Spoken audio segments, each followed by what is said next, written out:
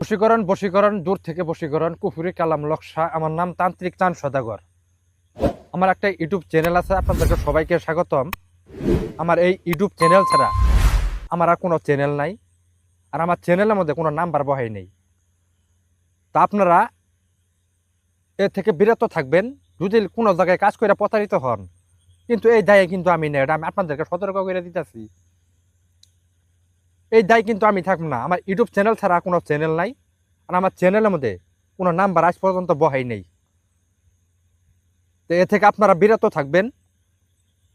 স্ক্রিনে দিয়ে লক্ষ্য করেন, যে লক্ষ্যটা দেখতেছেন, যদি কোনো ব্যক্তিকে, ছেলে হোক মেয়ে হোক খ্রিস্টান হোক বৌদ্ধ হোক, যদি কোনো ছেলে মেয়েকে আপনার বশীগত রাখতে চান, মানে আপনার আয়ত্তের বাইরে চলে গেছে, আপনার কোনো কথাবার্তা শুনতেছে না, অনিয়মে চলাফেরা করতেছে, আপনার ভালোবাসা ব্যক্তি আপনার সাথে প্রতারণা করেছে, অথবা আপনার স্বামী আপনার সাথে প্রতারণা করেছে, যেই হোক, স্ক্রিনে লক্ষ্য করেন যে লক্ষ্যটা দেখতেছেন, কাজের নিয়ম কারণগুলো আমি আপনাদেরকে বলে দিতেছি।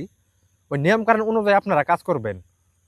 নতুন একটা গামছা কিনবেন, আর একটা নতুন পাতিল কিনবেন।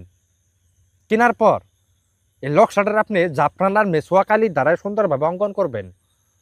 করার পরে রাত 12টার পরে শরীরটা পাকর অবস্থায় লক্ষ্যটার অঙ্কন করবেন।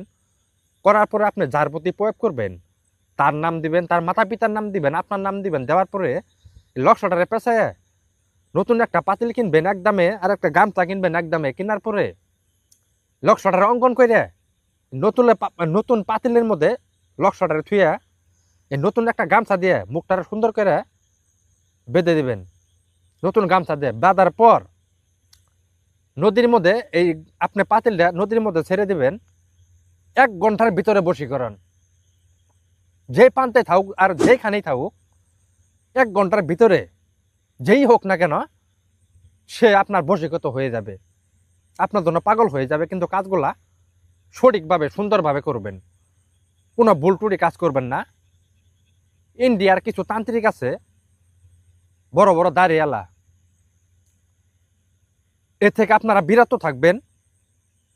আমি যে কাজগুলা দিতেছি, আমি তান্ত্রিক চাঁদ সদাগর খুদার কসম করে বললাম, 1 ঘন্টার ভিতরে যদি বশীগত না হয় তার বাদে আমারে বলবেন।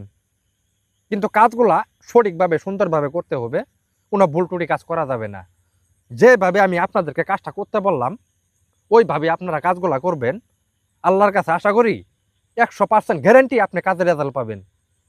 কিন্তু কাজগুলা সঠিকভাবে করতে হবে। যদি ভুল টুটি